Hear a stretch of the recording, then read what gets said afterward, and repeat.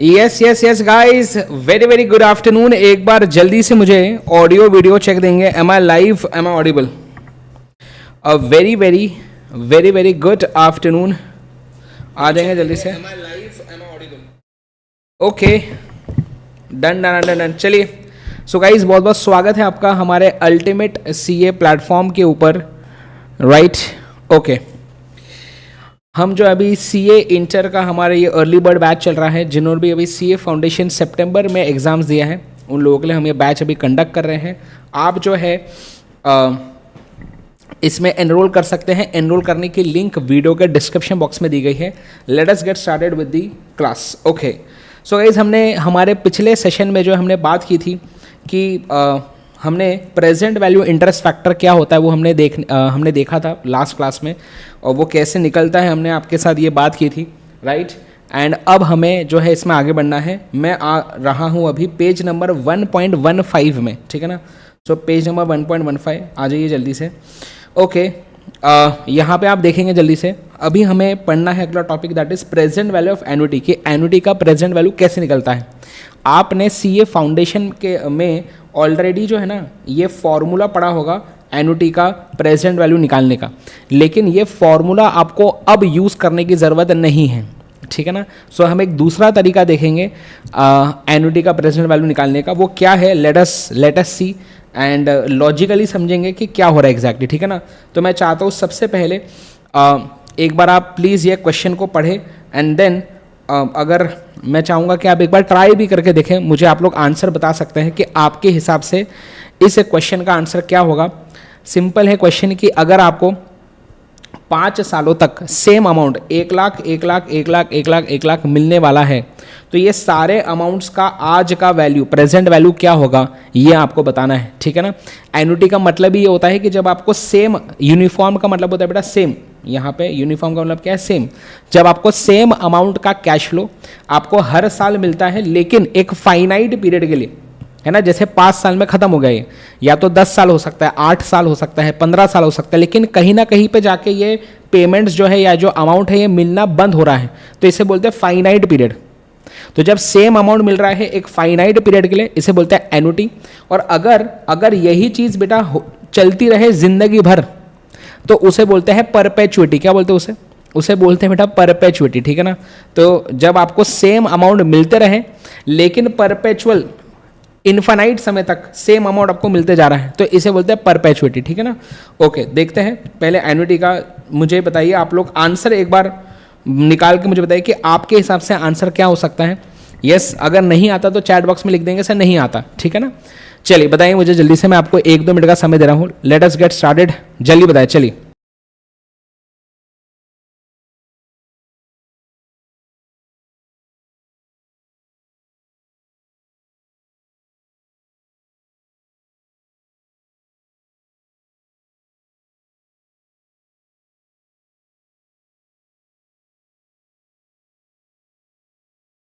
Okay, तो मुझे लग रहा है कि कुछ नहीं आता है ना? ठीक है, चलिए मैं ही हेल्प कर देता हूँ। आइए, कोई बात नहीं, आ जाएंगे। यस, चलिए करें, स्टार्ट करें। आइए, तो यहाँ पे क्या हो रहा है पहले उस बात को समझिए, ठीक है ना? यहाँ पे हमें एक कॉन्ट्रैक्ट के हिसाब से हर साल 1 लाख रुपए मिलने वाले हैं, 5 सालों तक ऐसा होने वाला है, ठीक है ना? अब हमें ये सारे अमाउंट्स का आज का वैल्यू निकालना है। क्यों? क्योंकि बेटा 1 साल बाद जो 1 लाख मिलने वाला है, इसका वैल्यू आज 1 लाख नहीं होगा, है ना? 2 साल बाद या 2 साल के एंड में जो 1 लाख मिलने वाला है, उसकी आज की वैल्यू 1 लाख नहीं होगी। 3 साल बाद जो 1 लाख मिलने वाला है, उसकी आज की वैल्यू 1 लाख नहीं होगी, है ना? आज की वैल्यू कम होगी ना। आज हमारा जो पैसा है वो कुछ रेट से ग्रो करेगा और 3 साल के बाद वो 1 लाख हो रहा है, ऐसा। तो हमें क्या करना है, इंडिविजुअली हम इंडिविजुअली यहाँ पे क्या कर सकते हैं, हर एक अमाउंट को आज पे ला सकते हैं, इनका प्रेजेंट वैल्यू निकाल सकते हैं। मतलब हर एक साल के एंड में जो कैश फ्लो मिल रहा है ना, उसको एक फ्यूचर वैल्यू की तरह आप समझो, और वो फ्यूचर वैल्यू है ही। This is future value at the end of first year, ये future value at the end of second year है। इसका प्रेजेंट वैल्यू कैसे निकलेगा? सिंपल भाषा में, अगर हमारा इंटरेस्ट रेट 15% है, इसका मतलब क्या है? मतलब आज, है ना, आज ऐसा कौन सा अमाउंट मुझे डिपॉजिट करना पड़ेगा, है ना, जिस पे 15% अगर मुझे रिटर्न मिला तो 1 साल के बाद वो अमाउंट 1 लाख हो जाएगा। तो वो वैल्यू मुझे चाहिए। मतलब कि इस अमाउंट का प्रेजेंट वैल्यू कैसा आएगा कि किसी तो भी अमाउंट में मैं मल्टीप्लाई या किसी तो भी अमाउंट में मैं ऐड करूंगा 15% एक बार तो 1 लाख आ जाना चाहिए। तो ऐसा कौन सा अमाउंट होगा, समझे? तो ये वाला 1 लाख है, ये समझ में आया? यस, मतलब कि मैं इस अमाउंट का जो प्रेजेंट वैल्यू वो क्या होगा, उस वैल्यू में एक बार 15% ऐड किया, मतलब एक बार मल्टीप्लाई करना 1 + 15% से। यस, तो क्या मैं ऐसा बोल सकता हूं, प्लीज ध्यान देंगे, क्या मैं यहां पे ऐसा बोल सकता हूं कि ऐसा कौन सा अमाउंट है जिस अमाउंट, ठीक है ना, तो मैं ऐसा लिख सकता हूं यहां पे, देखिए प्रेजेंट वैल्यू एट दी, मतलब ये फर्स्ट ईयर के एंड का जो अमाउंट है ना, इसका प्रेजेंट वैल्यू मुझे क्या करना पड़ेगा, एक बार 1 + 15% मल्टीप्लाई करना पड़ेगा या 15% ऐड करना पड़ेगा, एक ही बात है, इससे 1 लाख आ जाएगा। यस, मतलब कि इस अमाउंट का आज का प्रेजेंट वैल्यू क्या आएगा बताइए, it will be what, it will be 1 lakh upon 1 + 15%। ये समझ में आ रहा है? मैंने क्या किया, मैंने प्रेजेंट वैल्यू का फॉर्मूला लिख दिया कि present value is future value upon 1 + r⁻n, खत्म हो गई बात, है ना। तो ये फर्स्ट ईयर के एंड में मुझे अमाउंट मिल रहा है, करेक्ट। तो मैं ऐसा लिख सकता हूं, इसको प्लीज बताइए कि इस अमाउंट का सॉरी, इस अमाउंट का बेटा जो प्रेजेंट वैल्यू है वो क्या आएगा, वो आएगा 1 lakh divided by, yes come on, 1 lakh divided by 1 + 15%। अब 15% को 15% लिखो या 0.15 भी लिख सकता हूं, एक ही बात है, raised-1, ऐसा बोल सकता हूं। इससे क्या होगा, इससे इस अमाउंट का आज का वैल्यू मुझे मिल जाएगा। आज ऐसा कौन सा अमाउंट डिपॉजिट करूं जिसमें 15% अगर मैंने जोड़ दिया तो 1 साल के एंड में वो अमाउंट 1 लाख हो जाएगा। ऐसा फिर से सुनेंगे, इधर आइए। अब सेकेंड ईयर के एंड में जो 1 लाख रुपए मुझे मिल रहे हैं, प्लीज ध्यान दीजिए। यस, सेकेंड ईयर के एंड में जो मुझे 1 लाख मिल रहे हैं, इसका आज का वैल्यू निकालना है। इसका मतलब क्या है, इसका मतलब यह है कि आज मुझे ऐसा कौन सा अमाउंट डिपॉजिट करना पड़ेगा जिसमें अगर मैं 2 बार 15% ऐड करूं, समझ में आ रहा है, तो वो अमाउंट जो है 1 लाख बन जाएगा 2 साल के एंड में। समझ में आ रही बात है? अच्छा, फिर से इस अमाउंट का प्रेजेंट वैल्यू निकालना है सच दैट एक ऐसा अमाउंट होना चाहिए जिसमें 2 बार 15% ऐड किया तो वो 1 लाख हो जाए। समझा? ये 1 लाख अलग था, ये दूसरे साल के 1 लाख की मैं अभी फिलहाल बात कर रहा हूं। समझे ना बात? ओके, तो अब क्या करूं, 2 बार 15% ऐड करने का मतलब क्या है, मतलब 2 बार 1 + 15% से मल्टीप्लाई करना है। मतलब ये हो जाएगा present value of the cash flow eight the end of second year, उसका प्रेजेंट वैल्यू, इसको मल्टीप्लाई करो 1 + 15% raised-2 से, तो 1 लाख आना चाहिए। मतलब कि ये निकालना है तो कैसा आएगा, 1 लाख डिवाइडेड बाय दिस। समझा? तो ये हो जाएगा 1 लाख डिवाइड बाय 1 + 15%। ये आपको बात समझ में आई, raised-2। समझ में आ रहा है? धीरे धीरे बेटा प्लीज अभी आंसर मत निकालो, मैं जैसे बता रहा हूं ना अभी वैसा करो, ठीक है? समझा? तो क्या हुआ, इस अमाउंट का आज का वैल्यू मैंने निकाल लिया इससे। ऐसे ही हमें क्या करना है, हर साल का आज का वैल्यू निकालना है, और इन सारे, जब मैं प्रेजेंट वैल्यूज को ऐड करूंगा तो मुझे इन सारे अमाउंट्स का प्रेजेंट वैल्यू कंबाइंड मिल जाएगा। समझ में आ रहा है? ये हमें करना है एग्जैक्टली, ये हमें पूछ रहा है क्वेश्चन, ठीक है? फिर से देखिए, थर्ड ईयर के एंड में 1 लाख मुझे मिलने वाले हैं, इसका आज का वैल्यू कैसे निकालूं? बोले आज ऐसा कौन सा अमाउंट मुझे डिपॉजिट करना पड़ेगा जिससे 3 साल के अंदर अगर 15% मुझे 3 बार मैंने इसमें ऐड किया तो उसका अमाउंट 1 लाख हो जाना चाहिए। कौन सा? ये वाला।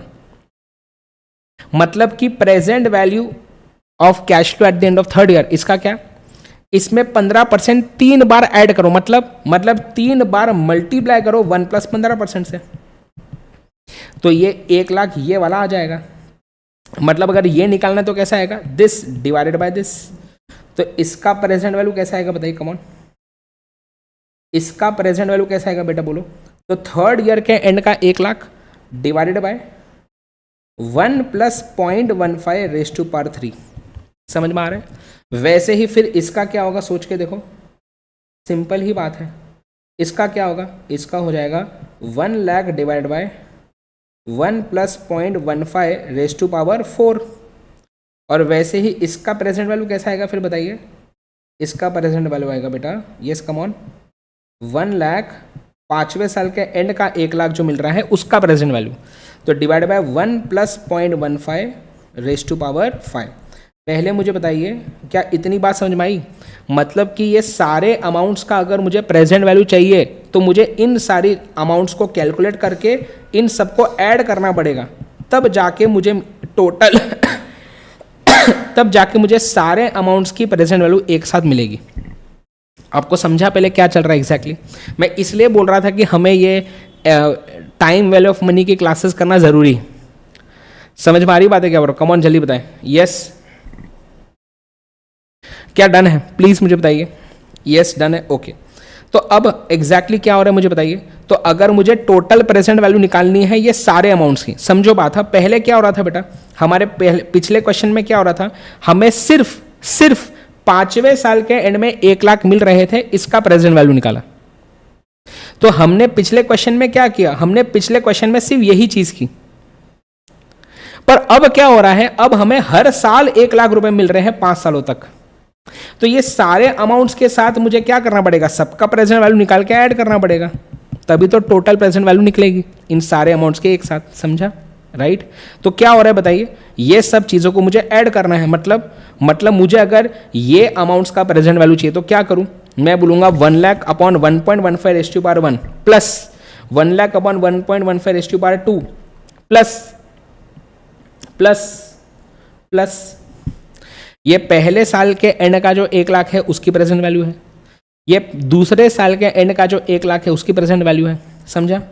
ये तीसरे साल के एंड के 1 लाख की प्रेजेंट वैल्यू है, ये चौथे साल के एंड के 1 लाख की प्रेजेंट वैल्यू है, और ये 5वें साल का है। समझ में आ रहा है सबको? यस और नो सारे बच्चे बताएंगे। कम ऑन, क्या समझ में आ रहा है? अब इसको सॉल्व करने के लिए क्या मैं ऐसा लिख सकता हूँ, सुनिए। हाँ, अभी ना हम थोड़ा लॉन्ग कट कर रहे हैं, इसको एकदम शॉर्ट में कैसे करते हैं बताऊंगा, धैर्य रखें, सब पता चलेगा, ध्यान दीजिए। अब क्या मैं इसमें ऐसा कर सकता हूं कि देखिए, मैं यहां पे लिख रहा हूं 1 लाख और ब्रैकेट में लिख रहा हूं 1 अपॉन 1.15 रेज़ टू पावर 1। कर सकता हूं ऐसा, जैसे मैंने आपको बताया था कल। समझो मैंने लिखा 5/x, तो क्या मैं इसको लिख सकता हूं 5 × 1/x? क्या एक ही बात होती है क्या? बस मैं वही तो कर रहा हूं यहाँ पे। 1 लाख अपॉन ये है, तो मैं बोल रहा हूँ ओके 1 लाख इंटू 1 अपॉन ये। कर सकते हो ऐसा? बिल्कुल कर सकते हैं। चलिए आगे बढ़े। वैसे ही क्या मैं ऐसा लिख सकता हूं इस चीज को 1 lakh into, yes come on मुझे सब लोग बताएंगे, 1 lakh into 1 upon 1.15 raise to power 2। क्या मैं इस चीज को ऐसा लिख सकता हूं plus 1 lakh into 1 upon 1.15 raise to power 3। क्या मैं इसको ऐसा लिख सकता हूं 1 lakh into 1 upon 1.15 raise to power 4 और 1 अपॉन 1.15 रेज़ टू पावर 5। ऐसा लिख सकते हैं? बताइए, कम ऑन जल्दी। यस गाइस, कर सकते हैं। अच्छा मुझे बताइए ये क्या है एग्जैक्टली, ये क्या है? इसको हमने क्या बोला था? इसको ही हम बोल सकते हैं डिस्काउंटिंग फैक्टर्स, या ये प्रेजेंट वैल्यू इंटरेस्ट फैक्टर्स है एक्चुअली। ये क्या है मुझे बताइए? These are the present value interest factors. ये 15% का पहले साल का प्रेजेंट वैल्यू इंटरेस्ट फैक्टर है। समझ में आ रहा है? हाँ, तो पॉइंट क्या है? पॉइंट ये है भाई, देखो, अगर पहले साल के एंड में 1 रुपया चाहिए और इंटरेस्ट रेट 15% है, तो आज कितना रुपया लगाना पड़ेगा, या आज उस अमाउंट की वैल्यू क्या होगी? बोले 0.870। कैसे आता है? कम ऑन जल्दी बताएं कैसे आता है? यह आता है 1 डिवाइडेड बाय 1.15। करो फिर से, 1 डिवाइडेड बाय, करेंगे 1 डिवाइडेड बाय 1.15 करो, कितना आ रहा है? आ रहा है आंसर 0.8695। मैंने क्या बोला था? 3 डेसिमल तक राउंड ऑफ करते हैं, तो 0.8695। तो तीसरे डेसिमल के बाद 5 या 5 से ज़्यादा हुआ तो अपर राउंड ऑफ करते हैं। तो 869 का अपर राउंड ऑफ क्या होगा? नेक्स्ट नंबर 870, तो हो जाएगा 0.870। समझ में आया? मतलब क्या मैं ऐसा लिख सकता हूं, इसकी वैल्यू है 0.870। सो क्या मैं ऐसा बोल सकता हूँ 1 लाख इंटू 0.870, ऐसा बोल सकता हूँ? बताइए। यस। क्या आपको ये बात समझ में आई? बेटा देखो, आपको ना ऐसा इतना लॉन्ग कट एग्जाम में नहीं करना रहता है, हम इसका शॉर्टकट में जाएंगे, पर शॉर्टकट आता कैसे ये पता होना चाहिए। समझे? फिर से यहाँ पे ये अमाउंट देखें, व्हाट इज दिस 1/1.15 मतलब ये क्या है? ये एक्चुअली है बेटा present value interest factor of 15% for 2 years. मतलब ये होता है कि अगर मुझे दूसरे साल के एंड में 1 रुपया मिला या मिलने वाला है, तो इसका आज का वैल्यू क्या होगा अगर 15% इंटरेस्ट रेट है? तो मतलब आज ऐसा कौन सा अमाउंट है जिसमें 2 बार अगर 15% ऐड किया तो 1 रुपया आ जाएगा सेकेंड ईयर के एंड में। समझा? तो क्या है सेकेंड ईयर का डिस्काउंट फैक्टर? अगर 15% इंटरेस्ट रेट है तो 0.756। कैसे करेंगे? 1 डिवाइड बाय 1.15 करो, इक्वल टू किया तो पहले साल का डिस्काउंट फैक्टर, एक और बार इक्वल टू करो तो दूसरे साल का डिस्काउंटिंग फैक्टर। कितना आया? 0.756। देखो वही लिखा है। हाँ, तो क्या मैं ऐसा बोल सकता हूं? इसको बोल सकता हूं ऐसा, दिस इज 0.756। वैसे ही एक और बार इक्वल टू प्रेस करो तो तीसरे साल का आ जाएगा प्रेजेंट वैल्यू इंटरेस्ट फैक्टर। कितना है? 0.6575। तो 0.658 बोलेंगे, है ना? 3 डेसिमल तक राउंड ऑफ करेंगे। एक और बार इक्वल टू दबाओ तो चौथे साल का क्या मिलेगा? Present value interest factor. कितना है? 0.5717। तो 0.572 क्या है ये? What is this 0.572? ये चीज है। और इसका वैल्यू क्या आएगा? एक और बार इक्वल टू दबाएंगे तो क्या आ रहा है बताइए, कम ऑन जल्दी। तो क्या आएगा? 0.4971, मतलब 0.497। ये सुनो, यहां तक समझ में आ रहा है? मुझे बताइए पहले प्लीज गाइस। यस प्लीज, जल्दी जवाब चाहिए मुझे। क्या यहां तक बात समझ में आ रही है? अच्छा, अब मुझे एक बात बताइए, क्या मैं यहां पे ये सारे टर्म्स में से क्या बेटा मैं यहां पे ये 1 लाख कॉमन निकाल सकता हूं क्या? क्योंकि सारे ही टर्म्स में 1 लाख कॉमन है। हर साल का सेम कैश फ्लो था ना, इसलिए हो रहा है ऐसा, इसलिए कॉमन निकाल पा रहा हूं। अगर हर साल सेम कैश फ्लो नहीं होता, समझो अभी 1 लाख है, बाद में 2 लाख होता, बाद में 5 लाख, 7 लाख, 8 लाख, ऐसा होता। हर साल अगर सेम कैश फ्लो नहीं होता तो मैं यहां पे कॉमन नहीं निकाल सकता। चूंकि यहां पे ये एन्युटी का क्वेश्चन है, हर साल सेम अमाउंट का कैश फ्लो है, इसीलिए मैं कॉमन निकाल पा रहा हूं। आपको समझ में आ रहा है? अच्छा, कॉमन निकाला 1 लाख तो क्या होगा? ब्रैकेट में क्या बचेगा? This plus this plus this plus this plus this. लिखो लिखो लिखो लिखो।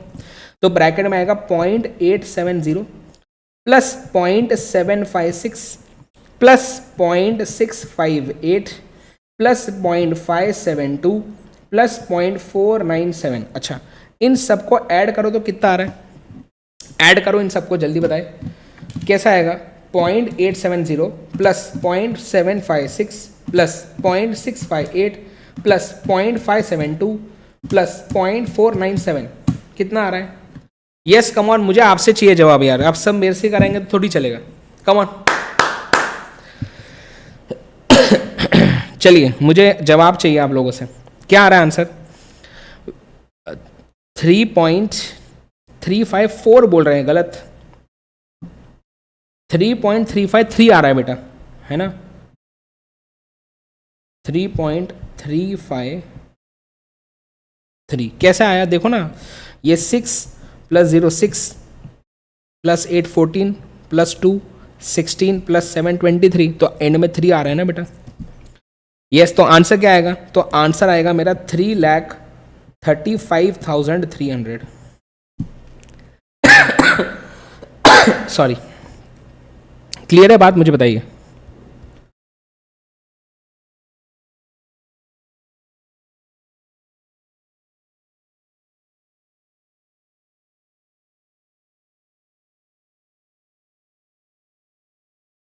अब मेरे दोस्त, यहां पे जो हमने ये निकाला ना 3.353, ये क्या है पता है आपको? इसको बोलते हैं प्रेजेंट वैल्यू एन्युटी फैक्टर। समझे? यहां पे जो ये हमने निकाला ना, this is what? This is the year 3.353 is what? Is the present value annuity factor of 15% for 5 years। समझ में आ रहा है बात मैं क्या बोल रहा हूँ, है ना?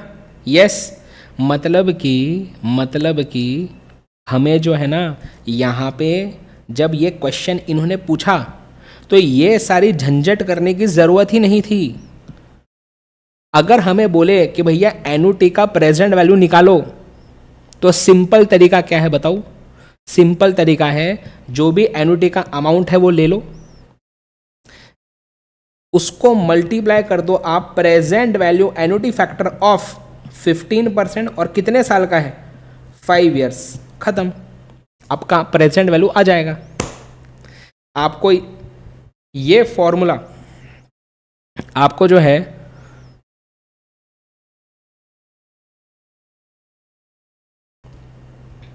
ये फॉर्मूला यूज करने की जरूरत पड़ेगी ही नहीं अगर प्रेजेंट वैल्यू निकालना है तो, ठीक है ना? तो देखो यहां पे अगर हम सिंपली एन्युटी को मल्टीप्लाई कर दे प्रेजेंट वैल्यू एन्युटी फैक्टर से ऑफ 15% या ऑफ आर, चलो 15% फॉर 5 ईयर्स, तो अपना आंसर डायरेक्टली आ जाता। तो अपना आंसर डायरेक्टली आ जाता। पर ये कब कर सकते हैं? ऐसा डायरेक्ट वाला काम कब कर सकते हैं? जब क्वेश्चन में एन्युटी वाला हो तब, जब हर साल सेम कैश फ्लो हो तब, तभी तो यहाँ पे कॉमन निकलेगा, तभी तो सारे डिस्काउंटिंग फैक्टर को ऐड कर पाऊंगा। वरना अगर ये हर साल का सेम कैश फ्लो नहीं होता तो कॉमन नहीं निकलता, तो ये सब ऐड नहीं कर पाता। तो पीवीएफ को कब यूज कर सकते हैं हम? प्रेजेंट वैल्यू एन्युटी फैक्टर को ये हम यूज कर सकते हैं एन्युटी के क्वेश्चंस में, समझा? अब सवाल उठता है सर लेकिन एक बार फिर से बताओ ना सर, एक बार फिर से बताओ, प्रेजेंट वैल्यू इंटरेस्ट फैक्टर और प्रेजेंट वैल्यू एन्युटी फैक्टर ये दोनों में क्या फर्क है?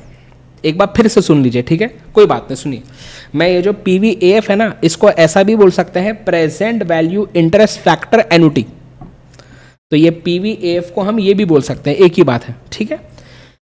फिर से सुनिए, प्रेजेंट वैल्यू इंटरेस्ट फैक्टर क्या था? ये बोलता है भाई देख, अगर 5, समझो एग्जाम्पल ले रहा हूं कि 5 साल के एंड में 1 रुपया मिल रहा है, तो इसकी आज की वैल्यू क्या होगी?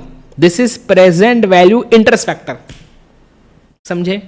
कैसे आएगा ये कैसे आएगा? ये इसका प्रेजेंट वैल्यू कैसा आएगा? सिंपल बात है, क्या करेंगे बताइए? हम 1 डिवाइड बाय 1.15 करेंगे, तो क्या होगा? पहले साल के एंड का जो है प्रेजेंट वैल्यू आ जाएगा। 1 डिवाइड बाय 1.15 पहले साल के एंड का आ गया, मुझे 5वें साल के एंड का चाहिए, तो अब 4 बार इक्वल टू प्रेस करो। यस, तो करके देखिए एक बार। 1 डिवाइड बाय 1.15 इक्वल टू, ये पहले साल के एंड का क्या है? पीवीआईएफ है, प्रेजेंट वैल्यू इंटरेस्ट फैक्टर। अब 4 बार इक्वल टू प्रेस करो, 1 2 3 4, क्या आ रहा है? 0.497, बस ये आंसर है। अच्छा, फिर से सुनिए, ये 0.497 क्या है? What is this 0.497? ये बोल रहा है कि आज अगर मैं 0.497 ये डिपॉजिट करता अमाउंट, और हर साल अगर मुझे 15% का रिटर्न मिलता, तो ये 0.497 जो अमाउंट है ना, ये 5 सालों में 1 रुपया हो जाता। समझा? ये है प्रेजेंट वैल्यू इंटरेस्ट फैक्टर। यहां पे हम कोई 1 साल का ही, कोई पर्टिकुलर 1 साल के कैश फ्लो का प्रेजेंट वैल्यू निकाल रहे हैं। लेकिन जब मैं बात करता हूं प्रेजेंट वैल्यू एन्युटी फैक्टर, या जब मैं बात करता हूं present value interest factor annuity, जब ये बात मैं करता हूं, तब क्या होता है? तब ये होता है कि फॉर एग्जाम्पल हमारे 5 साल है, 5 साल हमें 1-1 रुपया मिल रहा है, समझो। फर्क समझा? एन्युटी फैक्टर यहां पे यूज नहीं होगा। यहां पे क्या हो रहा है? हमें 5वें साल के एंड में 1 रुपया मिला बस। लेकिन एन्युटी फैक्टर का यूज कब होता है? जब हमें सेम अमाउंट का कैश फ्लो एक फाइनाइट पीरियड तक हमें मिले। मतलब कि एन्युटी फैक्टर का यूज कब कर सकता हूं मैं? जब एन्युटी का सवाल हो तब। तो जब मैं बोलता हूं present value annuity factor of 15% for 5 years, तो ये क्या बोलता है? ये बोलता है कि भाई देख, अगर तुझे 1 रुपया 5 साल तक मिलता रहे, हर साल के एंड में 1 रुपया 1 रुपया 1 रुपया 1 रुपया 1 रुपया, अगर ऐसा 5 साल तक मिलता रहे तो ये सारे 1 रुपयों की आज की कंबाइंड प्रेजेंट वैल्यू कितनी होगी? This is present value annuity factor. समझ में आया? अच्छा, अब इन सब का, इन सारे 1 रुपयों का आज का वैल्यू आएगा कैसे? तो हम क्या बोलेंगे, एक एक करके सबको लेते जाओ। मतलब पहले इसको लाओ प्रेजेंट पे, फिर इसको लाओ, फिर इसको लाओ, फिर इसको लाओ, फिर इसको लाओ। अब इसको प्रेजेंट पे कैसे लाएंगे? 1 divide by 1.15 raise to power 1। इसको प्रेजेंट पे कैसे लाएंगे? 1/1.15 रेज़ टू पावर 2। इसको कैसे लाएंगे? 1/1.15 raise to power 3, 1/1.15 raise to power 4 and raise to power 5। तो इन सबको ऐड करने से क्या आएगा आपका? 3.353। अब आपका सवाल उठेगा कि सर लेकिन क्या इसको करने का कोई शॉर्टकट भी है क्या? आंसर है यस, ये निकालने का शॉर्टकट भी है। कैसे? देखिए, एकदम सिंपल है। पहले तो आपको यही 2 चीज़ें करनी है, पहले तो आपको यही 2 चीज़ें करनी है, ठीक है। और इसलिए बेटा मैं बोल रहा था कि हमें जीटी वाला कैलकुलेटर चाहिए। मतलब आपके कैलकुलेटर में ऐसा जीटी का फंक्शन होना चाहिए। जीटी दिख रहा है आपको? जीटी, ये जीटी फंक्शन चाहिए ही चाहिए कैलकुलेटर में। समझ में आ रही बात है? हाँ, वो जीएसटी प्लस माइनस वाला भी एक आता फीचर, वो नहीं होना, ये जीटी जरूरी है, जीटी होना चाहिए। नहीं है तो खरीद लो भाई कैलकुलेटर जिसमें जीटी हो, आपको जो पसंद है खरीदो, पर ये जीटी होना इसमें। समझे बात? अच्छा सुनिए अभी, अच्छा सुनिए कैसे करेंगे। हमें प्रेजेंट वैल्यू एन्युटी फैक्टर चाहिए 5 साल के एंड का। तो क्या करें? तो हम बोलेंगे भैया देख, हम बोलेंगे पहले 1 डिवाइडेड बाय 1.15, इसको मैंने क्या इक्वल टू, तो पहले साल के एंड का डिस्काउंटिंग फैक्टर आ गया, एक और बार इक्वल टू किया तो दूसरे साल के एंड का आया, तीसरे साल के एंड का डिस्काउंटिंग फैक्टर या प्रेजेंट वैल्यू इंटरेस्ट फैक्टर, ये चौथे साल के एंड का, और ये 5वें साल के एंड का। अब ये जीटी बटन का क्या जादू है कि जितनी बार मैंने इक्वल टू प्रेस किया और उसके बाद जो आंसर आया था वो उसको याद कर लेता है। कौन सा? जीटी वाला। और जीटी को प्रेस करने से वो सारे वैल्यूज ऐड हो जाते हैं। तो अभी मैंने क्या किया? अभी मैंने यही तो वैल्यूज निकाले, ये और ये।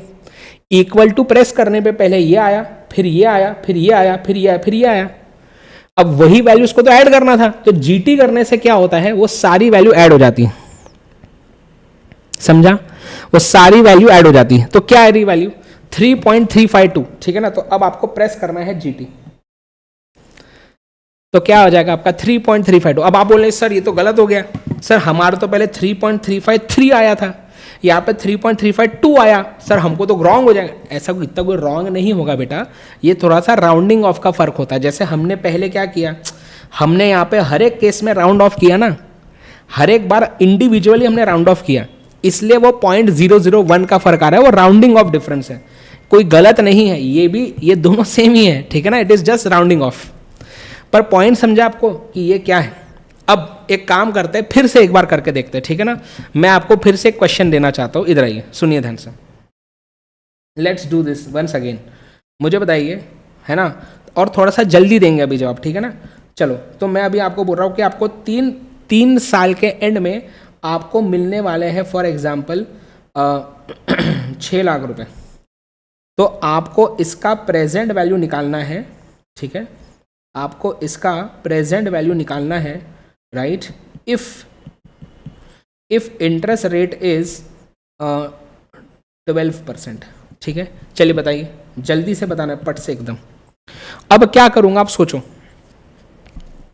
अब मैं क्या करूंगा वो सोचो।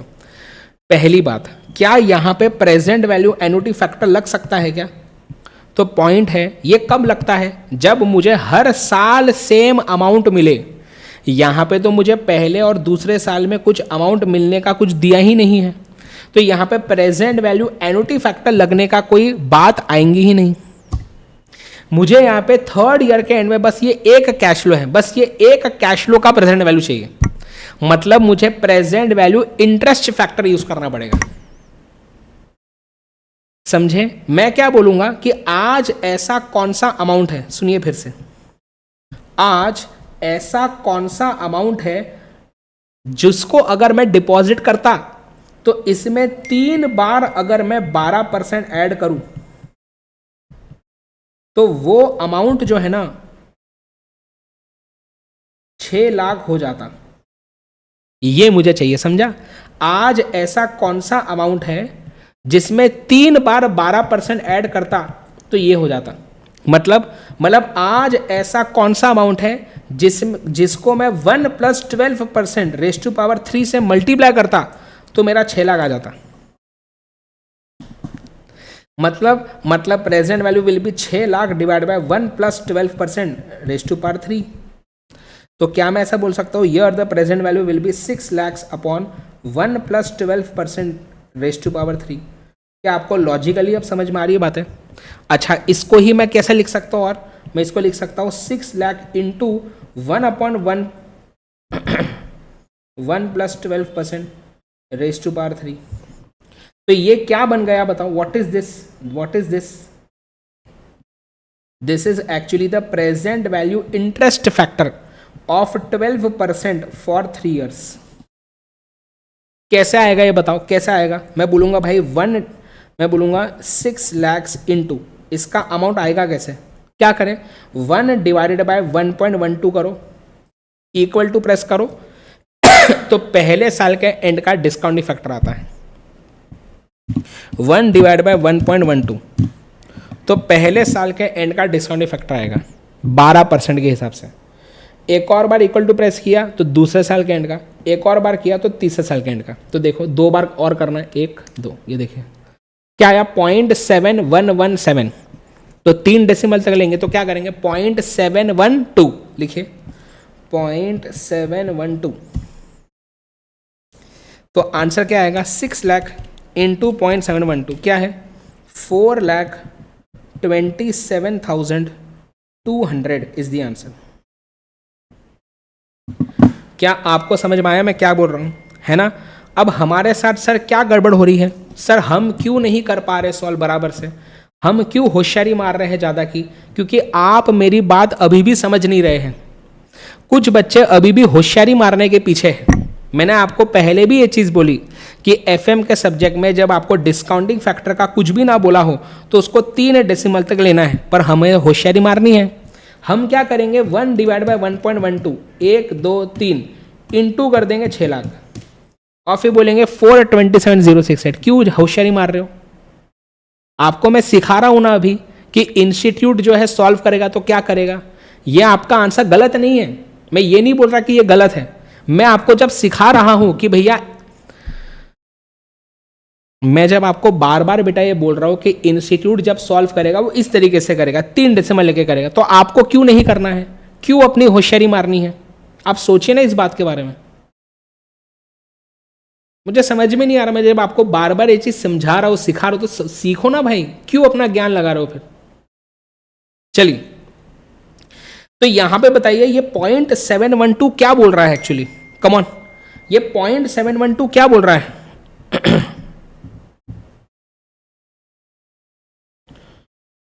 बताइए,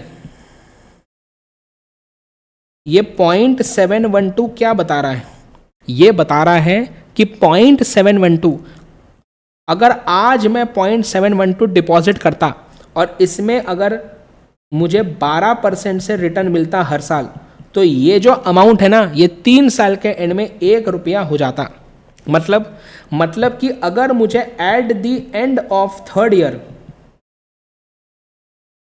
अगर मुझे eight the end of 3rd year अगर 1 रुपया चाहिए तो आज कितना रुपया लगाना पड़ेगा? बोले 0.712, या eight the end of 3rd year 1 रुपए की आज की वैल्यू क्या है? 0.712। क्यों?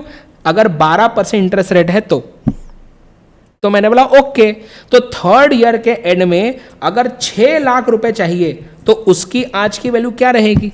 तो क्या बोलेंगे? Cross multiplication, 6 lakh into 0.712 divide by 1। Logically समझ में आ रही है बातें कि क्या हो रहा है एग्जैक्टली? ये 427,200 क्या बता रहा है कि आज इतना अमाउंट लगाना पड़ेगा तो 3 साल में 12% के हिसाब से ये अमाउंट 6 लाख हो जाएगा। क्या समझ में आ रहा है? बताइए मुझे जल्दी। यस, एक बार फिर से मैं दूसरा एग्जाम्पल ले रहा हूँ, ठीक है ना? और मैं जब आपको कुछ सिखा रहा हूँ तो बेटा सीखो ना प्लीज़, अपना मैं जब आपको बता रहा हूँ चीज़ें तो क्यों फिर अपनी होशियारी हम लगाने जा रहे हैं, है ना। प्लीज़ सीखिए, मैं आपको सिखाना चाह रहा हूँ बार बार, इसलिए क्वेश्चंस करा रहा हूँ, पर अभी भी कुछ बच्चे सीख नहीं पा रहे हो। चलिए अब मुझे बताइए जल्दी से, अगर इसी क्वेश्चन में मैं बोलता कि पहले साल के एंड में, दूसरे साल के एंड में हर साल 6 लाख मिल रहा है पर 3 सालों तक ही, तो प्रेजेंट वैल्यू कैसा आएगा बताइए। क्या करूं, क्या करूं, अब मैं इंडिविजुअली सबका प्रेजेंट वैल्यू निकालते बैठूंगा, ऐड कर सकता हूं, ये एक तरीका है। दूसरा तरीका क्या है, मैं यहां पे दिख रहा है कि एनुटी का क्वेश्चन है, तो मैं डायरेक्टली बोल सकता हूं भाई कि present value will B, annuity का जो भी अमाउंट है मल्टीप्लाई कर दो PVAF ऑफ 12% फॉर 3 ईयर्स से। समझ में आया, है ना। तो यहाँ पे क्या है, 12% है समझो, ठीक है ना, इंटरेस्ट रेट। समझा आपको, बताइए। यस, तो मुझे इसको अलग अलग करने की ज़रूरत नहीं पड़ेगी, हम शॉर्टकट, ये शॉर्टकट यूज़ कर सकते हैं। अच्छा, कैसे करेंगे, मैं बोलूँगा भाई 6 लाख इंटू, अब ये कैसा आएगा, कमॉन बताइए कैसे आएगा। करो 1 डिवाइड बाय 1.12 और 3 बार इक्वल टू प्रेस करो और फिर क्या करेंगे, फिर दबाएंगे GT, बस आपका आंसर आ जाएगा। ये तीनों साल के डिस्काउंटिंग फैक्टर आपके ऐड हो जाएंगे। तो 1 डिवाइड बाय 1.12, 1 2 3, 3 बार दबाया, उसको क्या कर दो, GT कर दो, तो आंसर क्या आ रहा है 2.4018। क्या आ रहा है आंसर 2.4018। यस, तो क्या हो जाएगा बताइए, तो ये हो जाएगा 2.402। तो answer will be 6 lakhs into 2.402। Answer क्या है, आंसर आएगा 14,41,200। इसका मतलब क्या है मुझे ये बताइए अभी, 14,41,200 का मतलब क्या है, मतलब कि ये सारे जो अमाउंट्स मिलने वाले हैं इन सबका कंबाइंड प्रेजेंट वैल्यू अगर 12% इंटरेस्ट रेट है तो ये होगा प्रेजेंट वैल्यू। समझ में आया अभी। क्या आपको PVAF और PVIF इन दोनों का फर्क समझ में आ रहा है। यस मुझे बताइए, ये क्या था यहाँ पे, ये था PVIF ऑफ 12% फॉर 3 ईयर्स। क्या दोनों का फर्क समझ में आ रहा है मुझे बताइए। बेटा देखो, अगर आप लोग को जवाब नहीं देना है तो मैं एक काम करूँगा, मैं रिकॉर्डेड क्लासेस फिर आपको प्रोवाइड कर देता हूँ, आप फिर घर पे बैठ के आराम से देखो, है ना। हम यहाँ पे लाइव ले रहे हैं ताकि आप लोग जवाब दो। अगर आपको जवाब नहीं देना है तो देन हमें डिसीजन लेना पड़ेगा कि आप फिर रिकॉर्डेड देख लो भाई, है ना। फिर जब रेगुलर बैच हमारा स्टार्ट होगा तब लाइव करेंगे, ठीक है ना। तो अपना जब अब बाद में होगा ना रेगुलर बैच, तब हमारा डेली लाइव होगा, ठीक है ना। तब पूरे नए बैच में फिर लाइव से करो। चलिए, ये क्लियर है बात, मुझे बताइए कमॉन जल्दी इधर आइए। तो अब मैं आ गया पेज नंबर 1.17 पे, आइए पट से देखो क्या लिखा है। यस, इधर आइए, ये क्वेश्चन का आंसर बताएं मुझे। यहाँ पे देखो 8 साल तक आपको सेम अमाउंट मिल रहा है और इंटरेस्ट रेट है 12.5%। प्रेजेंट वैल्यू बताइए। चलिए लेट्स सी कौन जवाब दे पाता है, मुझे प्रेजेंट वैल्यू बताइए इसकी। Come on, I am waiting.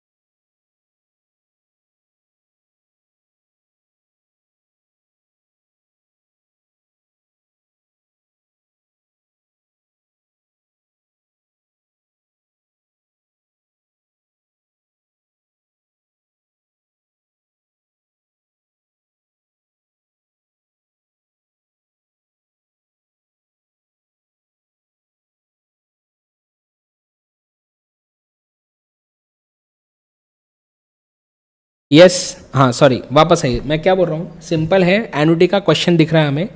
मैंने क्या बोला, मैंने बोला कि यहाँ पे जो है हर साल सेम अमाउंट हमें मिल रहा है और 12.5% इंटरेस्ट रेट है। क्या कर रहे हैं, सिंपली एनुटी को मल्टीप्लाई कर दो प्रेजेंट वैल्यू एनुटी फैक्टर से, है ना।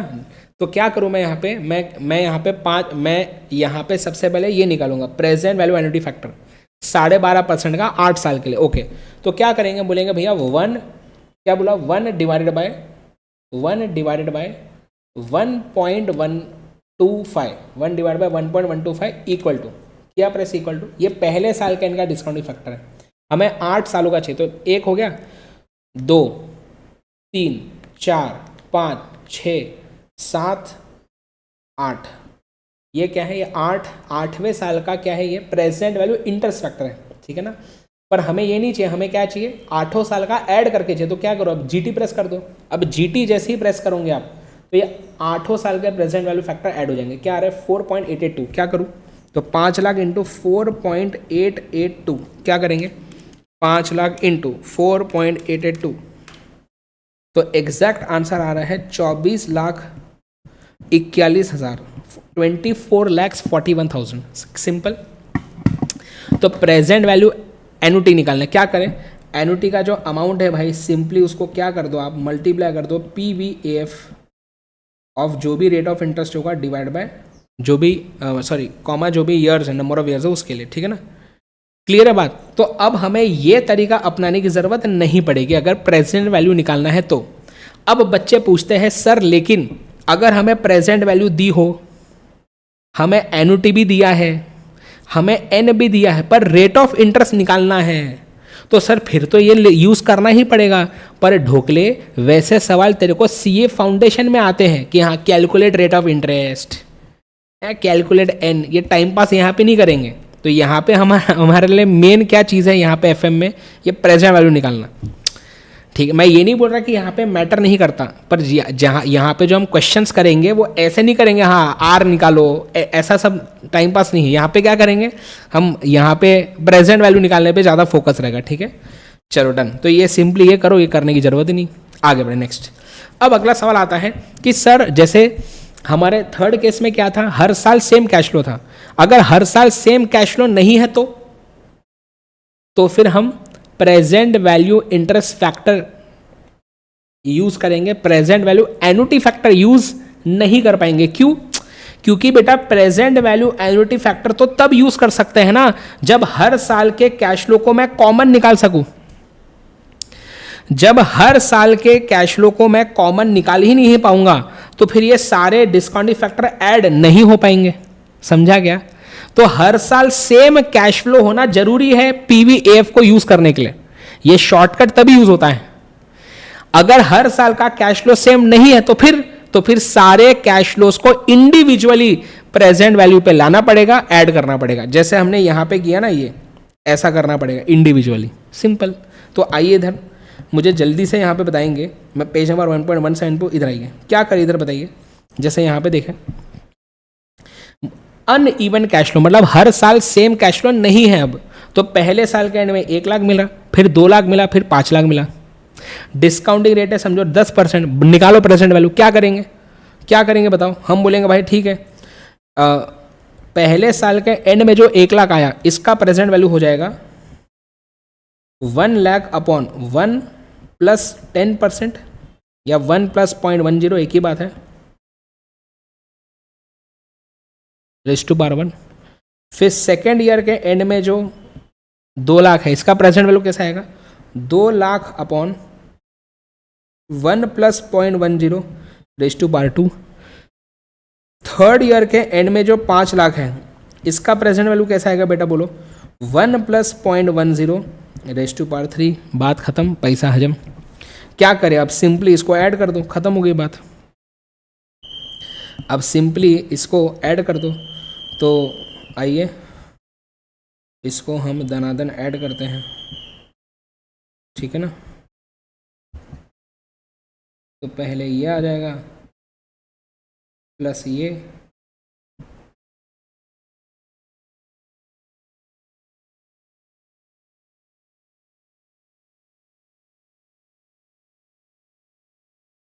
ठीक है। तो ये तीनों को हमको क्या करना है, ऐड कर देना है। अच्छा, अब क्या होगा, अब मैं यहाँ पे क्या कर सकता हूँ, मैं यहाँ पे बोल सकता हूँ भाई ये क्या हो जाएगा, this will be 1 lakh into 1/1.10 ये हो जाएगा 2 lakh into 1/1.10 plus 5 lakh into 1/1.10 आसान लग रहा है अभी मुझे बताइए प्लीज़। ये क्या है बेटा, ये 10% के प्रेजेंट वैल्यू इंटरेस्ट फैक्टर है। एक एक करके लिखते बैठो। अच्छा, मैं बोलूँगा क्या करूँ बताओ, मैं बोलूँगा भाई 1/1/1.10 किया, इसको मैंने किया इक्वल टू क्या आया, पहले साल के इनका डिस्काउंट फैक्टर 3 डेसिमल तक लेंगे, क्या आ जाएगा बताइए, तो आ रहा है 0.909। क्लियर। फिर क्या करूं, एक और बार इक्वल टू, तो दूसरे साल का इनका डिस्काउंट फैक्टर 10% वाला 0.826, फिर इक्वल टू दबाए तो तीसरे साल का इनका डिस्काउंट फैक्टर। चलिए प्रेजेंट वैल्यू बताइए मुझे क्या आ रही है।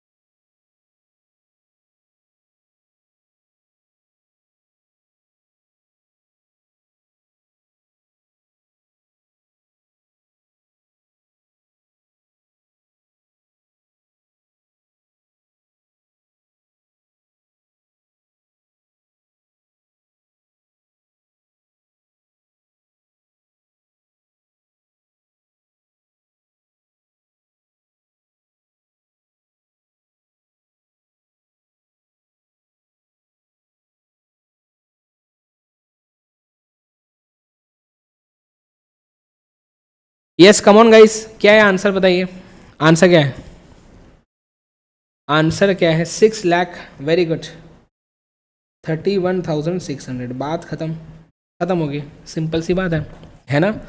यस कम ऑन मुझे बताइए। अब सुनिए, यही चीज़ करने का, जैसे मैंने ये ऐसा हॉरिजॉन्टल वे में लिखा ना, इसको ना बेटा मैं एक टेबल फॉर्म में भी लिख सकता हूँ, है ना। अभी आपको ऐसा लग सकता है अरे सर ये क्या ज़रूरत है टेबल फॉर्म की, है ना, ये जो है ना सर टेबल फॉर्म की क्या ज़रूरत है, ये तो ऐसा बढ़िया लग रहा है, पर आगे जाके, आगे जब ज़्यादा यहाँ पे ज़्यादा नंबर ऑफ ईयर्स रहेंगे, अलग अलग अमाउंट्स रहेंगे, तो तब ये यहाँ पे पूरी खिचड़ी बन जाती है। तो इसलिए इट इज़ बेटर कि हम टैब्यूलर फॉर्म को ही ज़्यादा यूज़ करें। पर ये टैबुलर फॉर्म जो है ये आया कहाँ से, इससे ही बन के आता है। यही जो चीज़ है ना, यही करेंगे टेबल में भी। तो ये बताने, क्योंकि देखो पहले ही टेबल बता देता तो समझ में नहीं आता, करना हमें आगे यही है, टेबल को यूज़ करेंगे ज़्यादातर। टेबल बना के कैसे करेंगे देखो बता रहा हूँ।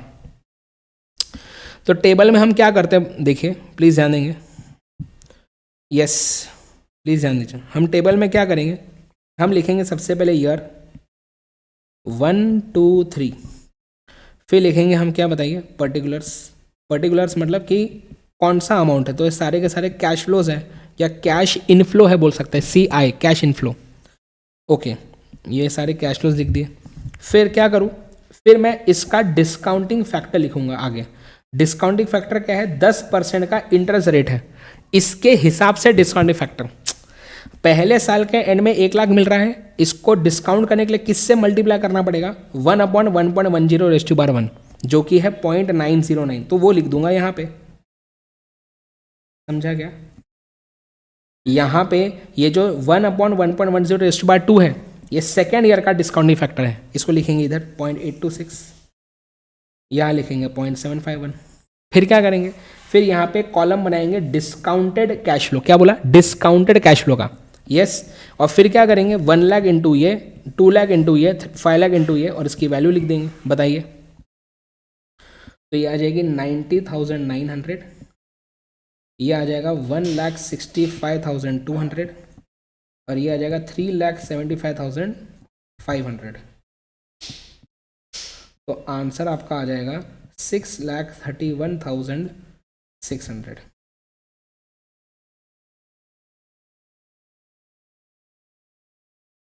क्या बात समझ में आ रही है? तो जो हमने यहाँ पे निकाला, जो हमने यहाँ पे किया, ये सेम चीज़ हम ये ऐसा टेबल फॉर्म में कर सकते हैं। मज़ा आया? मुझे बताइए, कम ऑन जल्दी। तो आपको कौन सा अच्छा लग रहा है? टेबल ज़्यादा अच्छा लग रहा है कि ये अच्छा लग रहा है? बताइए। कुछ बच्चे होंगे जो बोलेंगे सर हमको ये अच्छा लग रहा है। क्यों? क्योंकि अभी तक हमें ये करने की आदत थी, पर आगे जब हमारा FM फाइनेंशियल मैनेजमेंट में चैप्टर 4, चैप्टर 7 जब आगे करेंगे ना, वो एडवांस जो चैप्टर्स हैं उसमें प्रेजेंट वैल्यू का बहुत यूज़ होता है बार बार, तो तब आपको समझेगा कि एक्चुअल में भाई ये ज़्यादा अच्छा है, इसमें गुचड़ू पुचुड़ नहीं होता, इधर पूरी खिचड़ी बनती है, यहाँ पे खिचड़ी नहीं बनेगी। चलिए डन है। अब आपका सवाल उठेगा, सर ये सब तो ठीक है, सर ये सब तो ठीक है, हमें सर ये बताओ हम ये कर क्यों रहे हैं? मतलब हम ये क्या क्यों कर रहे हैं? हम ये हमने क्या किया? ये प्रेजेंट वैल्यू निकाल के, ठीक है प्रेजेंट वैल्यू निकल गया, अब क्या करूँ? क्या इसका क्या करूँ? कैसे इसको यूज़ करेंगे हम, है ना? या FM में कैसे यूज़ करते हैं? जैसे एक बिजनेस ऑर्गेनाइजेशन इस कॉन्सेप्ट को कैसे यूज़ करेगा, ये तो बताओ। इसके लिए अगला क्वेश्चन है, आइए पेज नंबर 1.18 आ जाएंगे। कम ऑन, रेडी हो? जल्दी बताइए, क्या रेडी है आप लोग? मैं बताऊँ आपको अगला क्वेश्चन। चलिए आइए इधर देखिए क्या लिखा है। बोलते हैं सपोज अ machinery cost 5 lakh rupees today, आज 5 लाख रुपए की उसकी वैल्यू है आज, ठीक है। We can receive cash flow of 2 lakh, 3 lakh, 4 lakh at the end of first, second and third year, ठीक है, okay. Our company fund providers expect a return of 12% on their funds, जैसे बोलते हैं कॉस्ट ऑफ कैपिटल। बताऊंगा क्या है। पॉइंट ये है कि क्या हमें यह मशीनरी खरीदनी चाहिए या नहीं, समझे? ये जो हमें डिसीजन लेना है ना, इसको ही बोलते हैं बेटा इन्वेस्टमेंट डिसीजन, है ना। हम पहला क्या था? फाइनेंसिंग डिसीजन, कि पैसा बिजनेस में आ गया, अब ये पैसों को कहाँ लगाऊं, कौन सा एसेट खरीदूं, कौन सा नहीं। तो लॉन्ग टर्म, जैसे ये फिक्स्ड एसेट ले रहा हूँ ना, ये लॉन्ग टर्म एसेट खरीद रहा हूँ, तो इसको खरीदे या नहीं खरीदे या ना खरीदे, इसके लिए हम यहाँ पे ये प्रेजेंट वैल्यू का कॉन्सेप्ट यूज़ करेंगे। इसको बोल सकते हैं कैपिटल बजटिंग टेक्निक, जो भी करने वाले हम, ठीक है ना। सुनिए अब ध्यान से ना, इधर आइए। सवाल पहले फिर से मैं आपको समझाता हूँ। सवाल ये है कि हमें ना एक मशीनरी खरीदनी है, ठीक है। इस मशीनरी से हमें पहले साल के एंड में 2 लाख कमाने की संभावना है, दूसरे साल के एंड में 3 लाख कमाने की संभावना है, और तीसरे साल के एंड में 4 लाख कमाने की संभावना है। अब आप बोलेंगे सर लेकिन ज़रूरी थोड़ी ना है कि आपने जो सोचा वो वैसा ही होगा। बिल्कुल सही है, मैं मना नहीं कर रहा हूँ। ऐसा ज़रूरी नहीं है कि हमें मशीनरी अगर हमने सच में ले लियो तो पहले साल के में एग्जैक्ट 2 लाख ही जाएगा, ऐसा ज़रूरी नहीं होता। लेकिन बेटा अभी अगर हमें कोई डिसीजन लेना है तो फ्यूचर के बेसिस पे ही लेंगे ना। जैसे आपने CA कोर्स क्यों ज्वाइन किया? क्योंकि आप ये एक्सपेक्ट करते हैं कि CA बन के आप ज़्यादा पैसा कमा पाएंगे। आपने भी क्या किया है, एक्चुअल में आपने ज़्यादा पैसा कमाओगे ही फिक्स है क्या? बोले फिक्स नहीं है सर, पर ऐसा लग रहा है कि ज़्यादातर पॉसिबिलिटी है कि ज़्यादा ही कमाएंगे। बेटा आप भी अपने ज़िंदगी के ज़्यादातर डिसीजंस फ्यूचर के बेसिस पे ही लेते हो, समझा? वैसे ही बिजनेस में बहुत सारे डिसीजंस इसी तरीके से लेने पड़ते हैं। हाँ, अगर ऐसा हुआ कि समझो हमने मशीनरी ले ली और पहले साल हमें 50,000 रुपये ही कमाई हुई, 2 लाख कमा ही नहीं पाए, तो हम बोलेंगे कोई बात नहीं, अगली बार और बेटर डिसीजन लेने की कोशिश करेंगे। समझ में आएगा बाद में क्या बोल रहा हूँ? हम अगली बार जो है और बेटर डिसीजन लेने की कोशिश करेंगे, ठीक है ना। ऐसा है। तो यहां पे हम क्या कर रहे हैं, सुनना ध्यान से। यहां पे हम क्या करेंगे, सुनिए ध्यान से, मैं क्या बोल रहा हूं सुनिए। हम बेटा यहां पे खड़े हैं, दिस इज आज, खड़ा हूं आज भी वही कि तेरा इंतजार है, छू लो जो मुझे तुम कभी। तो क्या है, खड़ा हूं आज भी वही, यहां पे खड़ा हूं, यहां पे हम खड़े हैं। हम सोच रहे हैं कि क्या हमें आज मशीनरी खरीदनी चाहिए या नहीं, जो हमें क्वेश्चन में जिस मशीनरी की बात कर रहे हैं। अब इस मशीनरी से हमें ऐसा लग रहा है कि आने वाले सालों में इतनी कमाई हो सकती है, 3 सालों तक, वो मशीन की लाइफ 3 साल ही है। वैसे मशीनरी का कॉस्ट क्या है मार्केट में? मार्केट में मशीनरी मुझे मिल रही है 5 लाख रुपए की। तो पॉइंट ये है कि क्या मुझे ये मशीनरी खरीदनी चाहिए या नहीं। अगर मैं मेरे पैसों पे 12% का रिटर्न कमाना चाहता हूं तो इसको बोलते हैं हमारा कॉस्ट ऑफ कैपिटल। इसको लिखते हैं के ओ मतलब ओवरऑल कॉस्ट ऑफ कैपिटल। ठीक है ना? क्या है बताओ? 12%। Now what is this overall cost of capital? सुनिए ध्यान से, इधर आइए, सिंपल भाषा में सुनिए। ये मेरी कंपनी है बेटा, क्या नाम है कंपनी का? MV foods limited. ठीक है ना? इस कंपनी में क्या होता है, हमें अलग अलग जगह से पैसा हम लेके आएंगे। हम इक्विटी से पैसा लेके आएंगे, रिजर्व एंड सरप्लस का अगर पास्ट में कुछ हो गए रिजर्व तो उसका पैसा रहेगा, preference share capital, long term debt, ये सारी जगहों से पैसा हम लेके आए। समझो हम पैसा लेके आए, एग्जाम्पल 5 करोड़ रुपए, इतना पैसा बिजनेस में आ गया। अब ये पैसों को मैं क्या करूँगा? इन्वेस्ट करूँगा, हमारे अलग अलग एसेट्स के अंदर इसको इन्वेस्ट करूँगा, है ना? और इन एसेट्स को यूज़ करके फिर गुड सर्विस बनाऊँगा, इसको बेचूंगा, इससे पैसा कमाऊंगा, प्रॉफिट कमाऊंगा और बल्ले बल्ले करूंगा। और जब ये प्रॉफिट मतलब इससे जो पैसा कमाऊंगा तो क्या करूंगा बताइए? जब हम यहाँ पे ये जो प्रॉफिट कमाएंगे तो क्या करेंगे? अब इन पैसों को समझा ना, मैं इनसे गुड सर्विसेज बेच के बेटा जो मैंने पैसा कमाया, इन पैसों को यूज करूंगा, इन है ना, इन लोगों को दूंगा ना।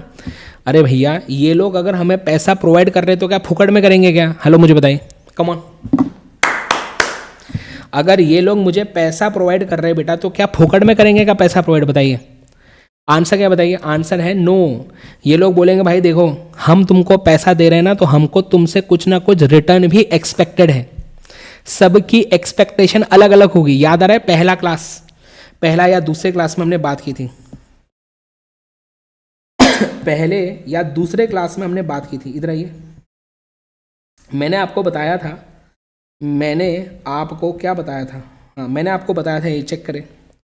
मैंने बोला था भाई देखो एक्सपेक्टेशन ऑफ रिटर्न, इक्विटी वाला बोलेगा भाई मेरे को 15% रिटर्न दे, प्रेफरेंस वाला बोलेगा मेरे को 12% दे, ये बोलेगा भाई मेरे को 8% दे। ऐसा सब कुछ ना कुछ हमसे रिटर्न एक्सपेक्ट करेंगे। ये लोग हमें पैसा फोकट में नहीं देंगे, पैसा देंगे तो बोलेंगे भाई पैसा रख पर हमको कुछ रिटर्न भी चाहिए, है ना, हमको कुछ कमा के भी देना।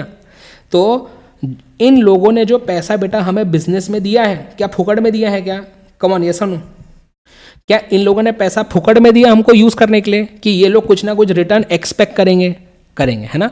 सर ये रिजर्व एंड सरप्लस किसका है? इक्विटी वालों का ही है पैसा, ठीक है ना?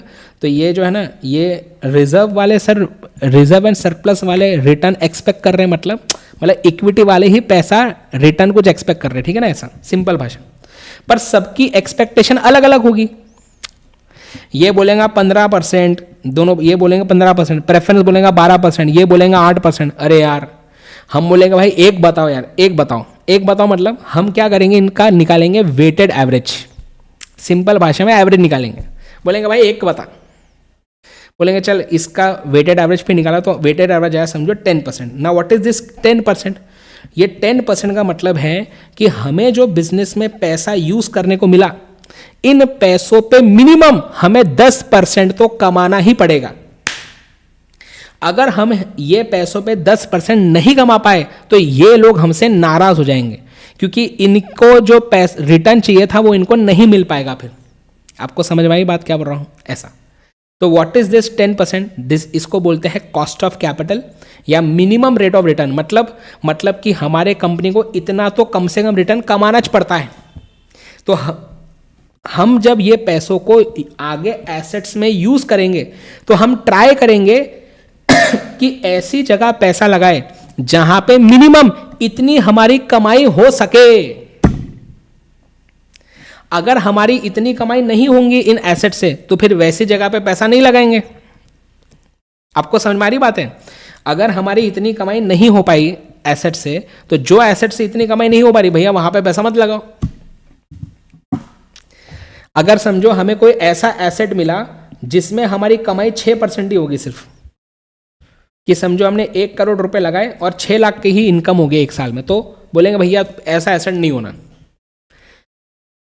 आपको समझ में आ रही बात है? तो व्हाट इज दिस 10% कि इन सब की एवरेज में एक्सपेक्टेशन ओवरऑल क्या है कंपनी से, ये सब ओवरऑल कितना रिटर्न कमाना चाहते हैं अपने पैसों पे, ये होता है ओवरऑल कॉस्ट ऑफ कैपिटल। इस पे पूरा डिटेल्ड चैप्टर है बेटा, चैप्टर नंबर 4, ये बाद में आएगा, ठीक है? अब सुन लीजिए, मैंने बेसिक समझा दिया। अब पॉइंट ये है, यहां पे जैसे हमारा क्या है, अच्छा अलग अलग कंपनी का अलग अलग होगा, जैसे इसका 10% था, किसी का 12 हो सकता है, किसका 11.5 हो सकता है, किसका 5% हो सकता है, किसका 8% हो सकता है। तो अलग अलग कंपनी का कॉस्ट ऑफ कैपिटल अलग अलग होगा।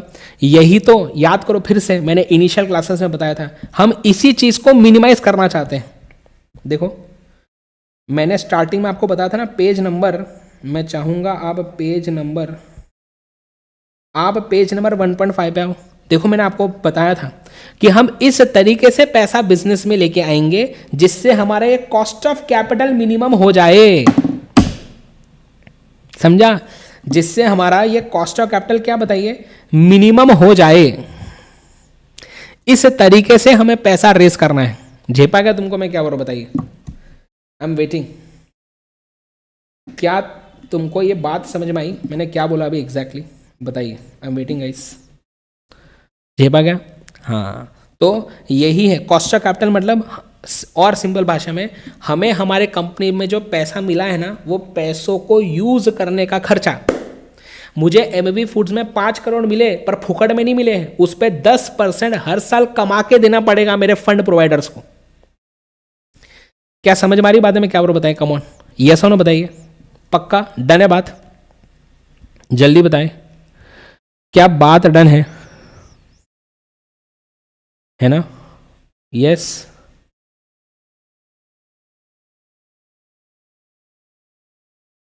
डन है।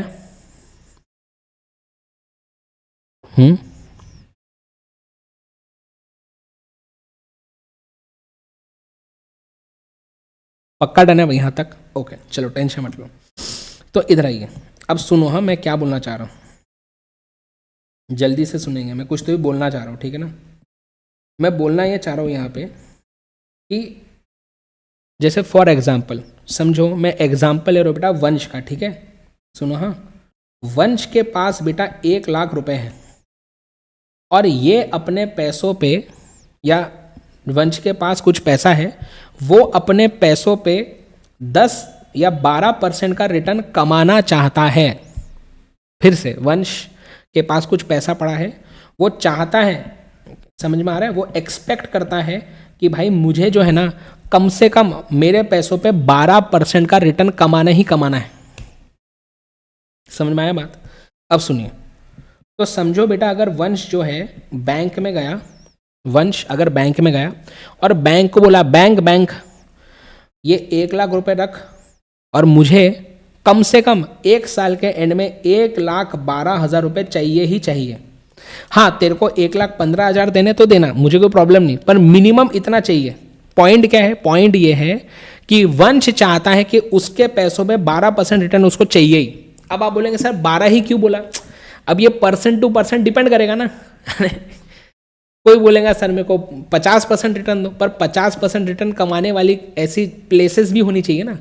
आप अपने, आपकी मर्जी चलेंगी, पर आपको भी समझना पड़ेगा कि आप अपने पैसे पे कितना कमाना चाहते हो, डिपेंड करेगा सर्कमस्टेंसेस पे। कोई बोलेगा, जैसे फॉर एग्जांपल हम जब यंग होते ना, तो हमको, हमारे अंदर बहुत आग होती, बहुत अंगार होती, हमको ज़्यादा होना रिटर्न, हम ज़्यादा मांगेंगे। लेकिन अभी जैसे आपके पापा हो गए या दादाजी होंगे, वो ज़्यादा रिस्क उठाने को तैयार नहीं, बोलते भैया मेरे को क्या 6-7% भी देना चलेगा। तो पर्सन टू पर्सन डिफर करता है कि वो कितना रिटर्न कमाना चाहेगा अपने पैसों पे। क्लियर? पॉइंट ये है कि समझो हाँ, बैंक ने बोला ठीक है, हम आपको 1,12,000 रुपए 1 साल के एंड में देंगे, लेकिन इस एफडी के लिए आपको आज 1,05,000 रुपए देने पड़ेंगे। तो मेरा आपसे सवाल है कि क्या आप ये 1,05,000 रुपए देंगे या नहीं? फिर से सुनिए पॉइंट क्या है। पॉइंट ये है कि वंश अपने पैसों पे 12% का रिटर्न कमाना चाहता था। बैंक वाले ने बोला हमारे पास ना बहुत ही मस्त स्कीम है, आप आज 1,05,000 रुपये दे दो, 1 साल बाद 1,12,000 हमसे लेके चले जाना। ऐसा समझ में आई बात? तो वंश ने बोला, एक मिनट रुको, वंश ने बोला कि यार मैं तो 12% कमाना चाहता था, बैंक वाला क्या बोल रहा है कि आज 1,05,000 देने पड़ेंगे तब जाके 1,12 कमाने मिलेंगे। मतलब कि सुनो, वंश बोलेगा, एक मिनट, हाँ मैं मेरा कुछ कैलकुलेशन करता हूँ। वंश बोलेगा कि सर देखो, मैं आज ऐसा कौन सा अमाउंट बैंक वाले को दूँ जिसमें अगर मैंने 12% ऐड किया ना तो वो 1,12,000 हो जाएगा। समझे? वंश क्या बोल रहा है कि मेरे पास जो पैसा है ना उस पर मैं 12% कमाना चाहता हूँ, ठीक है। तो वंश बोल रहा है कि आज मैं कितना रुपया दूँ बैंक को जिससे वो पैसा 1 साल में 1,12,000 हो जाएगा। तो मैंने बोला ओके, तू एक काम कर, इस अमाउंट का प्रेजेंट वैल्यू निकाल ले।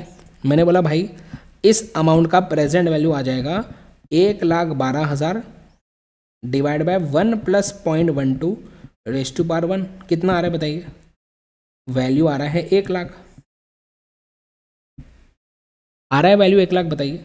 मतलब क्या है? मतलब कि अगर वंश 1,00,000 रुपए देता आज और अगर इसके बदले 1 साल बाद 1,12,000 रुपए मिलते तो ही उसकी एक्सपेक्टेशन सेटिस्फाई होती।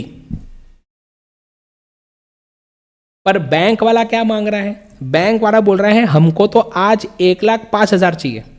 आप ऐसा समझो कि वंश के नजरिए में इस फिक्स डिपॉजिट की वैल्यू आज 1,00,000 होनी चाहिए थी, पर बैंक वाला 1,05,000 मांग रहा है। तो क्या हम ये एफडी खरीदेंगे क्या? जो चीज वंश के नजरिए में 1,00,000 की होनी चाहिए थी वो बैंक वाला बोलता है 1,05,000 देना पड़ेगा। तो क्या हम ऐसी चीज खरीदेंगे? आंसर है नहीं। क्यों? क्योंकि फिर अगर देखो इसमें भी कमाई हो रही है, इसमें भी 7,000 की कमाई हो रही है वंश की, लेकिन जितना वंश चाहता है उतनी कमाई नहीं हो रही। आप समझे क्या?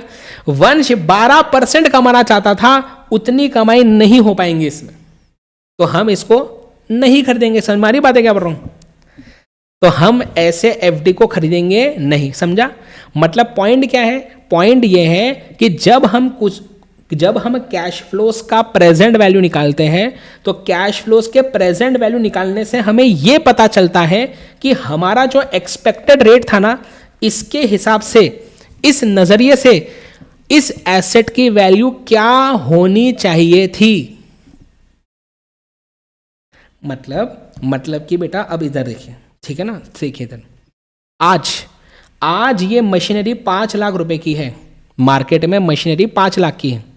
इस मशीनरी से मैं ये अमाउंट्स कमा सकता हूं आने वाले 3 साल में। क्लियर? तो अब मेरे नजरिए से इस मशीनरी की वैल्यू क्या होनी चाहिए? मैं बोलूंगा भाई एक काम कर, मैं ना मेरे पैसों पे 12% कमाना चाहता था, एक काम करो ये सारे अमाउंट्स का 12% के हिसाब से प्रेजेंट वैल्यू निकालो। मैंने बोला एक काम करो, 2,00,000 into 1/1.12 raise to power 1 plus 3,00,000 into 1/1.12 raise to power 2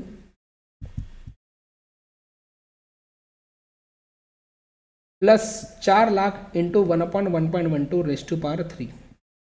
क्या किया मैंने ये सारे अमाउंट्स का प्रेजेंट वैल्यू निकाला 12% के हिसाब से। मतलब अगर मैं 12% कमाना चाहता तो इन सारे अमाउंट का आज का वैल्यू कितना आता? तो इन सारे अमाउंट का आज का वैल्यू कितना आता बताइए?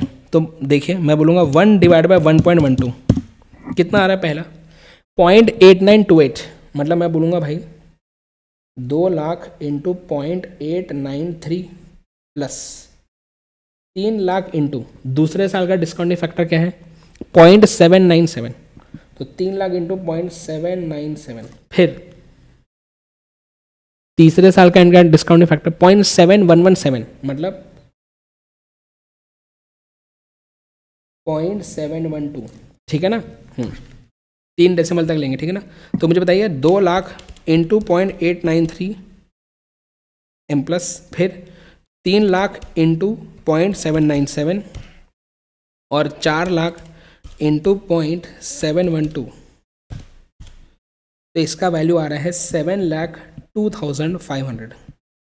सुनिए हाँ, समझो यहाँ पे जो कंपनी का मालिक है ना वंश है, वंश क्या बोलता है कि देख, वंश बोलता है भाई मेरे को तो 12% कमाना था, मेरा एक्सपेक्टेड रेट 12% था। वंश बोलता है कि मेरे नज़रिए से इस मशीनरी का वैल्यू 7,02,500 अगर होता ना, और अगर ये मुझे कैश फ्लो मिलते तो मेरी एक्सपेक्टेशन पूरी हो जाती।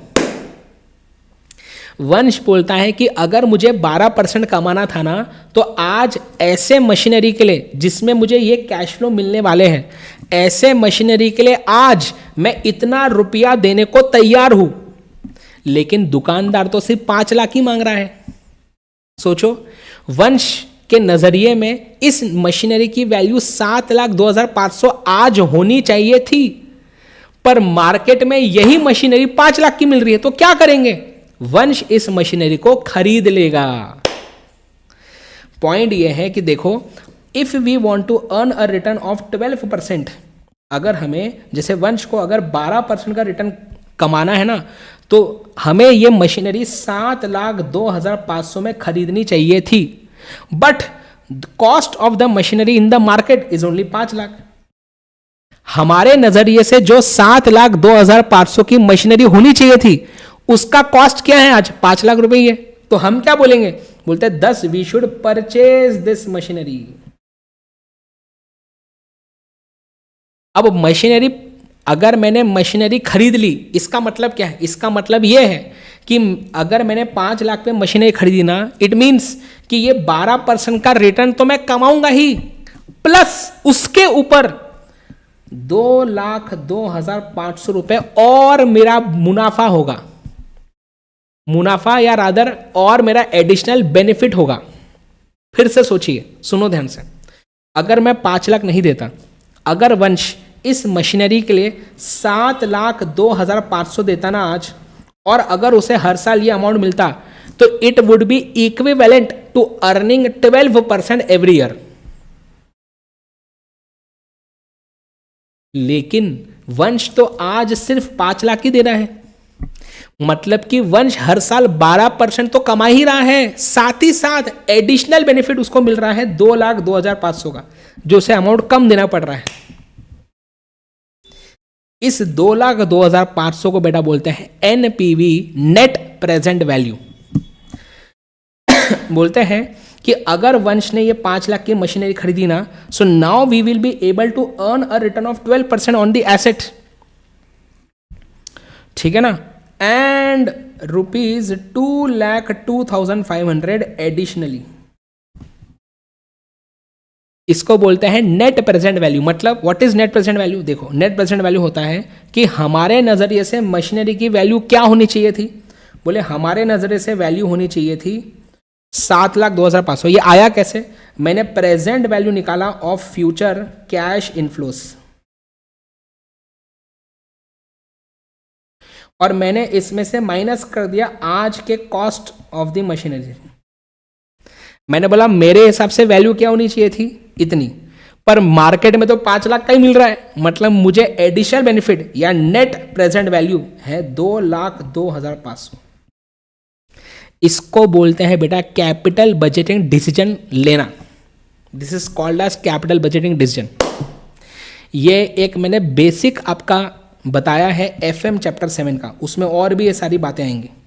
तो पॉइंट क्या है कि हम अभी तक क्या बताइए, यहाँ पे टाइम पास कर रहे थे। अभी बचपन में, अभी तक बचपन में हमारे टाइम पास चल रहा था। हाँ, प्रेजेंट वैल्यू निकालो, रेट ऑफ इंटरेस्ट निकालो, टाइम पास है।